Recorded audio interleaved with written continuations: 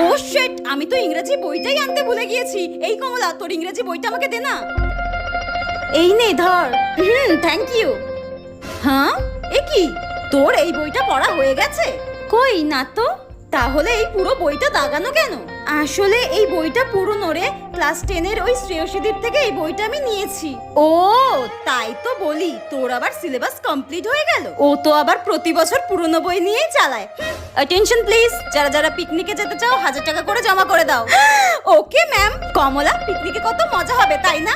না রে, আমি যাব না রে। হ্যাঁ, কেন?